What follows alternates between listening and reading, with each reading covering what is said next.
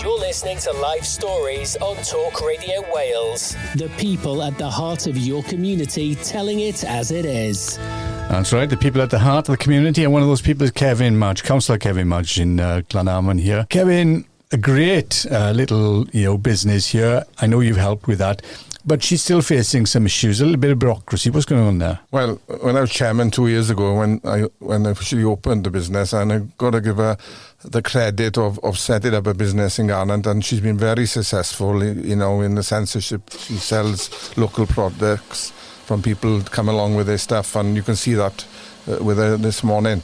All businesses are going to struggle in this cost of living crisis. She wants to expand on land that's on the side of the day centre here. It has been, basically wild for, 40 years really, and more. And she's asked to do this scheme, and the red tape then, because they're units here, small units, she couldn't do it. Again, we've got to get away from this business of the red tape. We've got to look at how can we help these small businesses. And I call on Carmarthen County Council to wake up and start, helping small businesses and get around the red tape, because we can get around it if the political will is there. Yeah. And at the moment, I don't see the political will with the county council. Right. Well, the council aren't here now today to defend themselves. So what we'll try and do is we'll go down the road of, let's just look at Garnant from your point of view and look at, what's already going on here, what can be done. As you say, the cost of living crisis, I mean, the everything is going up, and even people where both parents are in work are struggling.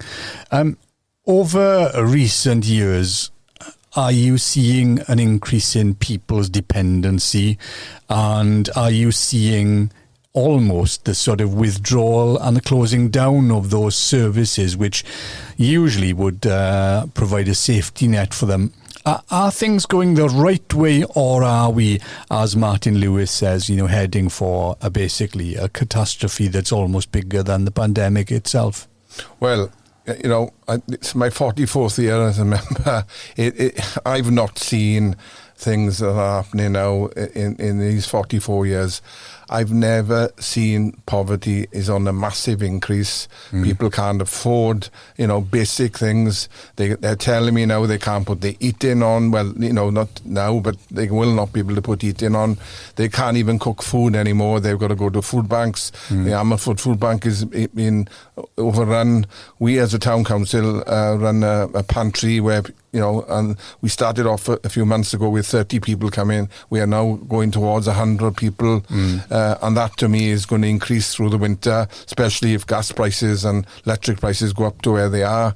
That's frightening, because I reckon in my ward, 70% of people are going to be put into fuel poverty. That's how I see it. And on top of the housing crisis we've got here as well, where we've got not enough houses for people to move into. We've got private landlords who are now evicting so many people and selling their properties. That is a crisis as well. So I've never seen it so bad. And, we're here now with the day centre, and, this is only working here now for 2 days a week, and 12 clients are going here. This day centre has been here since 1994, and it's got capacity for 40 clients. We've got people in the community who need respite. We've got the kitchen here that's closed at the moment. We need that to reopen, because that was employing local people. And it's unacceptable for me. And this autumn, I'm going to be organising a mass campaign to get this day centre up and running, because families deserve to have respite. And that's one area that the elderly, we've got so many elderly people who could come here. Yeah. And that's only in that area. But no, the cost of living crisis is hitting right across the board. And I dread this autumn and this winter. And I will do everything I can, and I'm sure everybody else will. But, you're really up against it when they're talking about 4,200 plus for heating and electric. Local people here won't be able to afford it. Do you think the elderly people, we know there's a large elderly community here in Garnant, Carmarthen. Do you think that we may even get to that point where we're going to see an increase in people dying from hypothermia over the winter, if it happens to be a particularly cold winter? Well, the problem is we've had such we've had one of the best summers since 1976. the danger is that in the past we've always had a hard winter after it. Now I know there's a global warming going on, but that doesn't mean that we won't get a hard winter this coming winter. And the danger with elderly people is if this day centre isn't open here and we can't get elderly people to come here, well, they're going to be at home turning the heating off. They're not going to be eating food. I know because I've run Meals on Wheels services here. They will not be eating. They will fall ill. What happens? Either they go into hospital, we'll have more bed blocking, we'll have all of that problems. Yeah. And if our elderly isn't fed properly, if they cannot put the heating on, and they'll cut back and not put the, because they will not be able to afford it. Yeah. So we have got a real crisis even in that area. And I really, really worry about this winter. And the Labour Party, what they are proposing to make sure that we do not increase them, put the cap on for 6 months. We'll have to worry about it afterwards. Yeah. But people have got to live. And I do not see if Liz Truss or Shonak wins, well, it looks like it's going to be Liz Truss, and she goes on about a 17 billion do away with national insurance. Well, again, that money's going into health service, money going into social care. Social care is in a crisis, so they're not answering all those things. And this is an example here of this day centre now today closed. Yeah, and nobody in there. And that's an example of it. There are other issues, though, Kevin. We can say, we can shout Westminster, we can play politics, we can say, it's the Conservatives, we can say, it's Plaid Cymru, it's the county council. But the reality as well is that we're looking at doubling the numbers of the members of the Senate, costing estimates over £100 million. £100 million, even if you had a fraction of that came back here into a community like this, it would make a big difference. It could run somewhere like this. So somewhere along the way, I guess people would say that we're working from a top-down basis, really. Somewhere along the way, somebody has to grab hold of common sense, decency, empathy, sympathy, pity, whatever you want to call it. Somebody in government, whether it be Westminster, the Welsh government, the Labour, Welsh Conservatives, Welsh Lib Dems, whoever, there needs to be a coming together, and somebody somewhere needs to say, really, it takes a village to look after a child. What do politicians do? Why have we got them why are they allowing this to happen? There are a lot of Christians, a lot of people, religious people, to say, where is God in all this? There's so many questions that need answering. And I personally don't think that blaming various political parties is the way. But what would you say is the solution? Where's the money coming from? Where should the money come from? And how soon should it come? And what should that money be aimed at? Well, as far as I'm concerned, the chickens are coming home to roost, in a sense that politicians who spend money must now to be held to account. It's the same, when I was leader of county council, you're there to be held to account. So this time, when the budgets are done in the next financial year, from government all the way down, they will have to look at where they are going to be, where their priorities are going to be, because there's going to be people at the local level are going to die. People will not be able to heat their homes. They will not be able to cook their own food. Children are going to go cold. They're going to go to school with no food. No, we are in a real crisis, and I think it's a wake-up call for any politician at any level of government to start looking at how do we, fund proper services, and we'll have to do that, and maybe some things will have to go, and it'll be the same for the county council.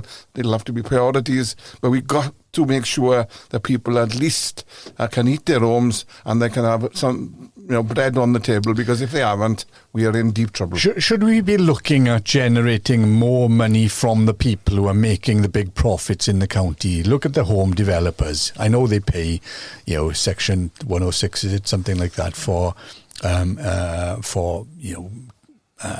affordable housing. But there are a lot of people in the county, a lot of businesses that already give a lot. I'm thinking of even George Parker with Parker Plant when he was around with that. Very generous in what he was giving. But a lot of people are making money on the back of Carmarthenshire, Kev. Should we be looking to sort of rake back some of that from them? for communities if somebody is house building in Garnant here? I'm always the 106. I don't think has been effective in resolving, a bit of money into schools, little bit of money into housing, little bit of money here and there. The big developers can afford to put more money in, and I think that needs to be renewed and to be looked at, because I think that's the way we could maybe generate some extra money, and then we can target it at the very poor who are going to be worse off in this this cost of living crisis, and no doubt. And so I agree with you. If something can be done, it should be looked at, because you are right. If a developer builds 100 or 200 houses, a lot of money. You're talking millions of profit, and some of that doesn't always come down to a local level. Yeah, and looking at opportunities for small businesses and empty buildings. There's a lot of empty buildings as we drove up in Ammanford itself and here. Does it not make sense then for the owners or the council to intervene and say, look, empty buildings attract rodents. Let's offer these on a peppercorn rent, £1, £2, £5, until those people generate enough income that they can pay, an increase in rent.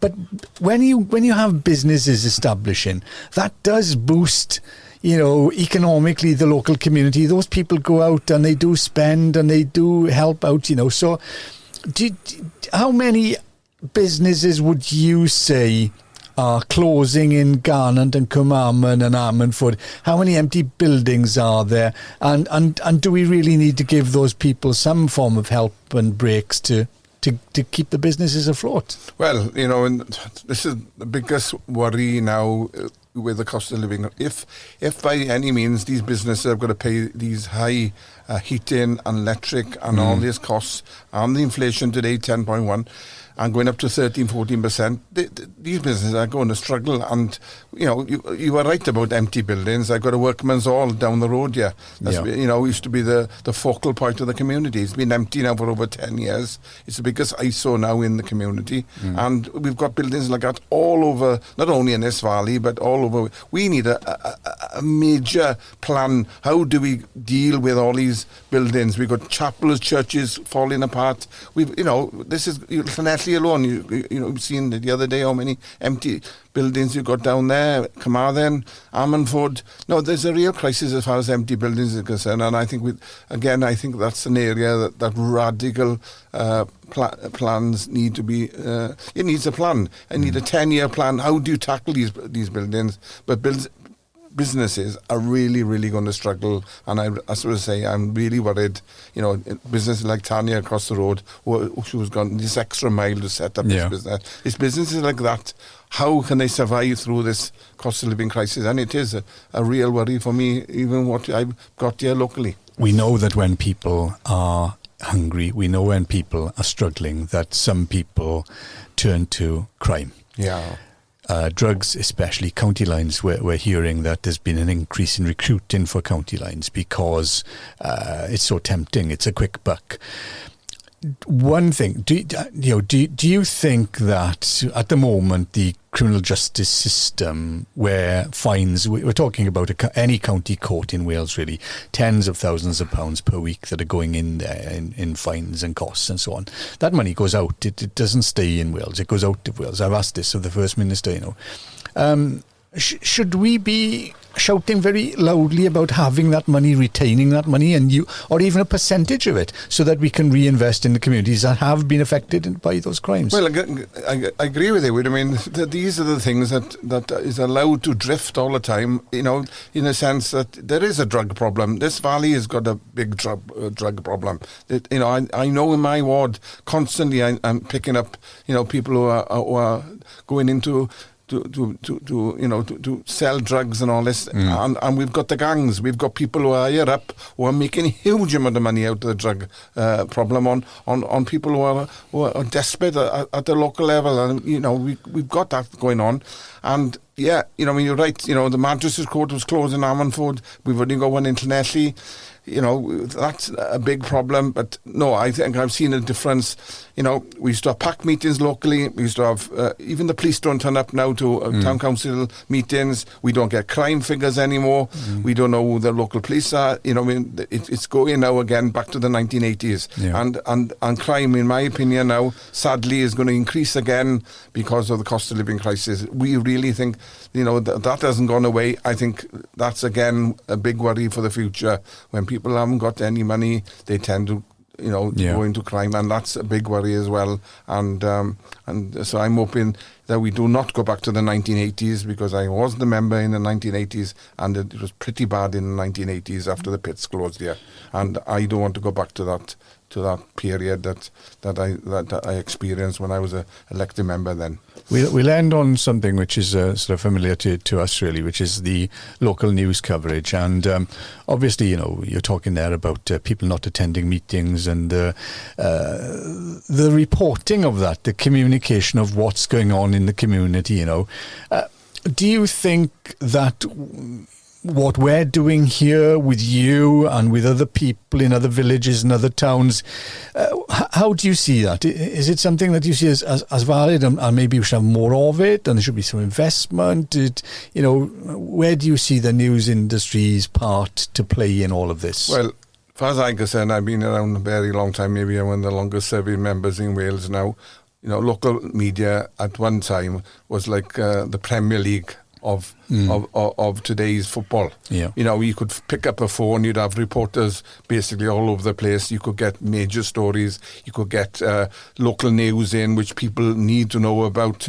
Now, I'm afraid, because the local media is so weak, I find now that people who are in power are basically getting away with things that they should be held to account. Now, I know being held to account. I've been former leader of Carmarthenshire. I've been deputy leader. I worked for member of parliament. I know that I was held to account in those days, and the media used to be pretty strong in holding me to account. And I accept that. You make mistakes, you put your hand up if you do, and some of it wasn't justified, but there we are. You've got to accept that when you're in power. But now I don't see organisations held to account. And what you're doing here, coming around like this is what people need to realise, that they do need local news. They do need to know what's going on. And it's like here now, we're with this day centre. We need to hold them to account. Why is this place closed down here today when there's so many people out there suffering? Yeah. And families suffering, and we've got, the place closed. So, these are the things that, by coming here today, we can highlight this problem, which is a massive problem for local people. Well, that's a question for the council. We will ask that on your behalf. I know you'll ask the question in the chamber as well, but we will ask, because it is a local issue that you've raised, we'll ask the council what's happening with the day centre. Maybe we'll get another podcast on that. But Councillor Kevin Marge, many thanks for speaking to us today. Yeah, thank you. I'm very grateful to you. You're listening to Live Stories on Talk Radio Wales. The people at the heart of your community telling it as it is.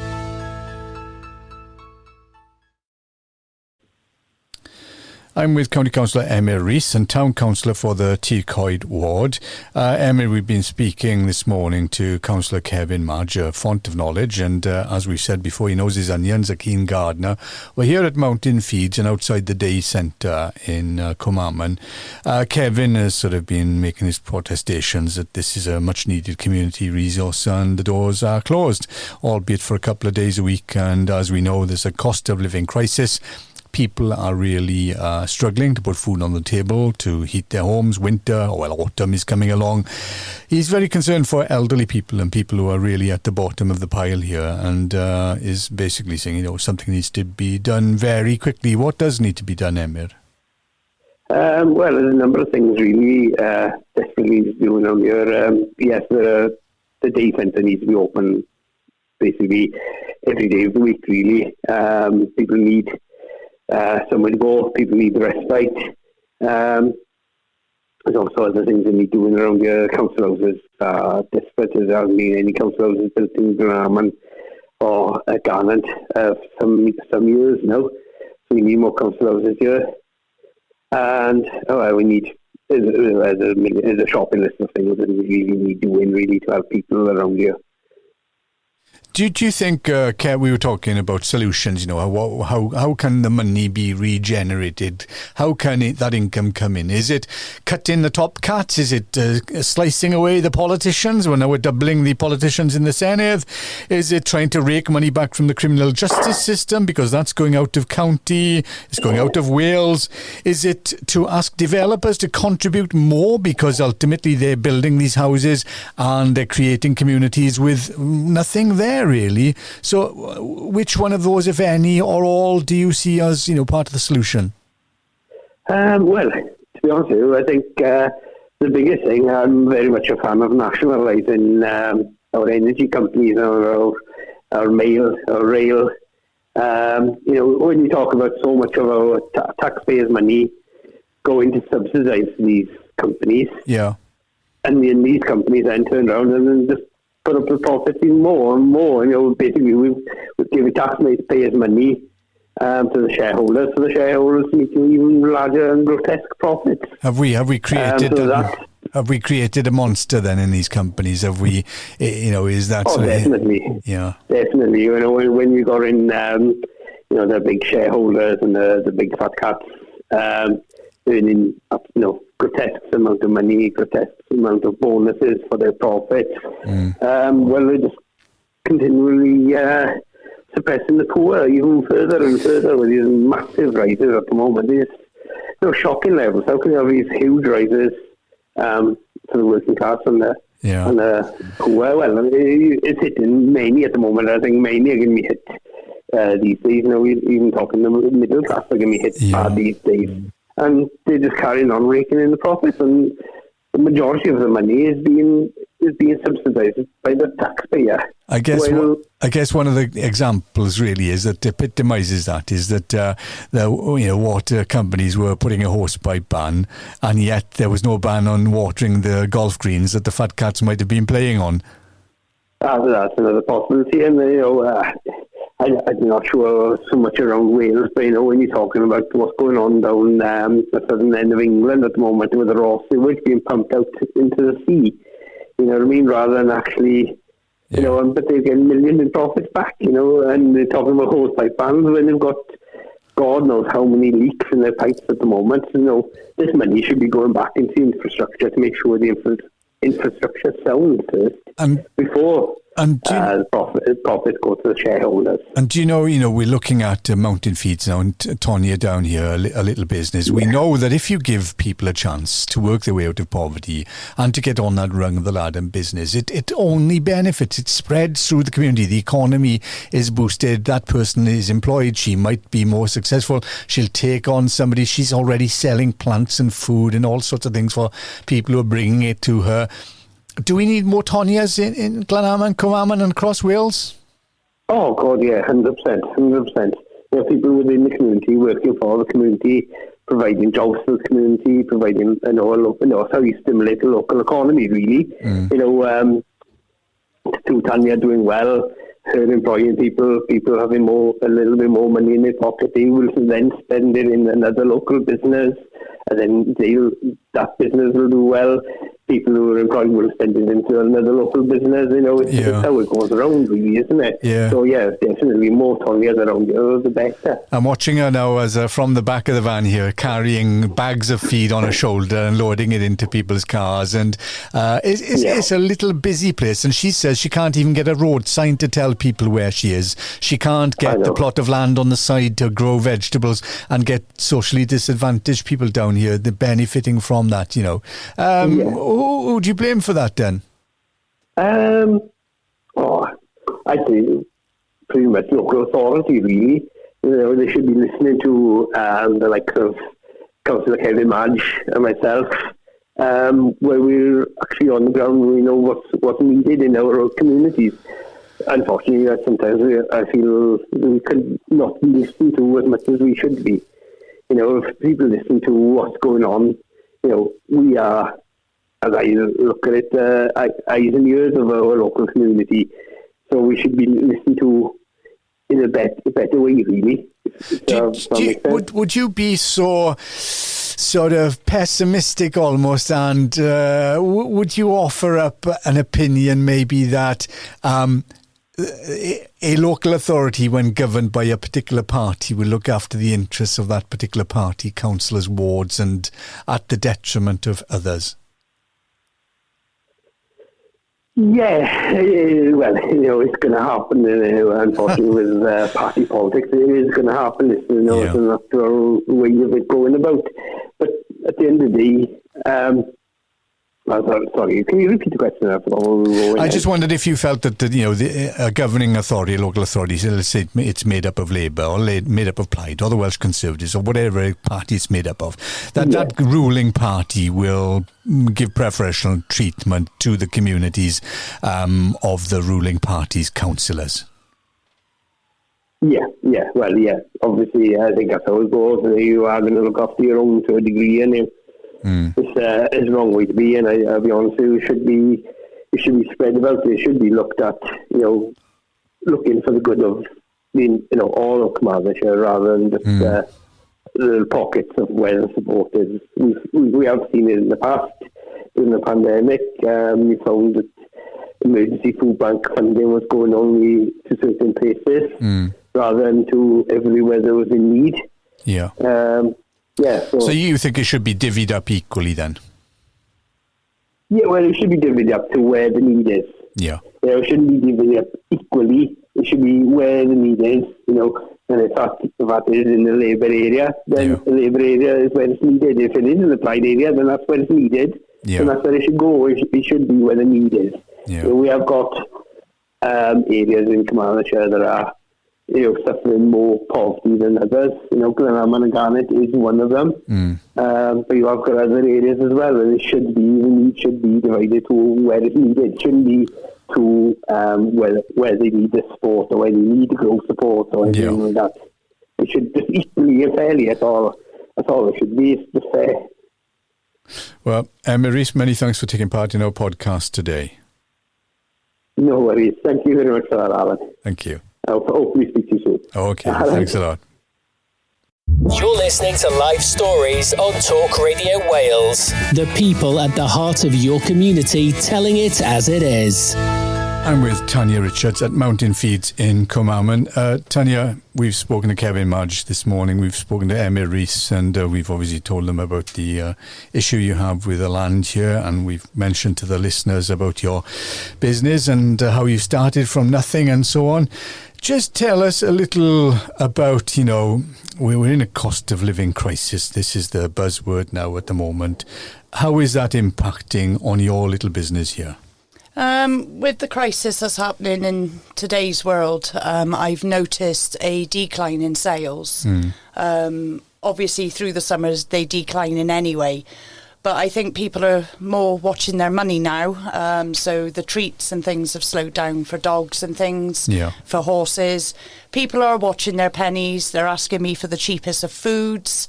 And I'm just worried what this world is going to become with the animal state, where people aren't going to be able to afford to feed the animals. And we're going to end up in a sorrowful state by the end of next year, I would say, with a lot of neglected animals, because people are going to be putting food and electric and gas before their animals to help with their living. You obviously have had done a business plan and a forecast and so on. Are you really worried about the next year, the next 2 years for yourself here, being able to survive with the business?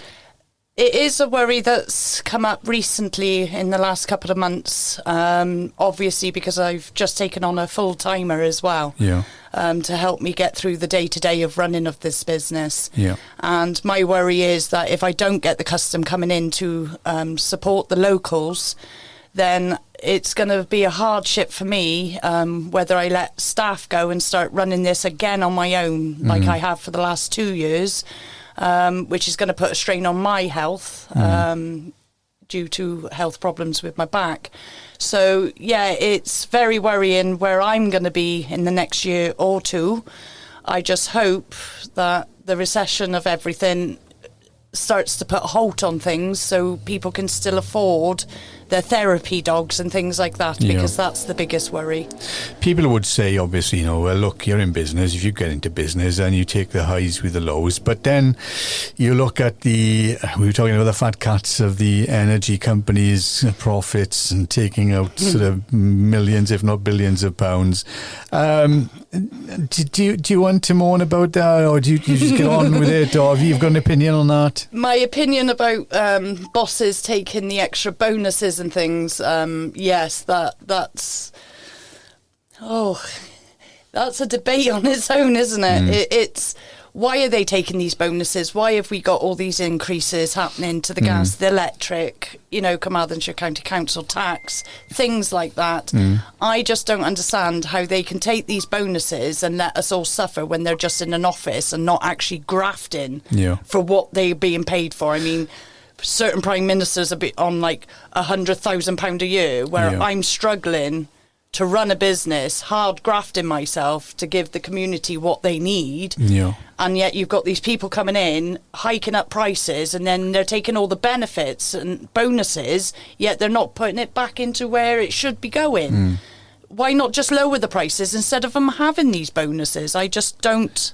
And what about local and national government? We're talking about doubling the numbers of the Senedd, costing, I think, 100 million plus the estimates have been. And then we have 74 plus county councillors in Carmarthenshire who are taking a huge salary and a huge wage as well, the CEOs and the executives. Again, I can't understand how they work out these salaries. Obviously, we've just had a minimum wage come in April of £9.50.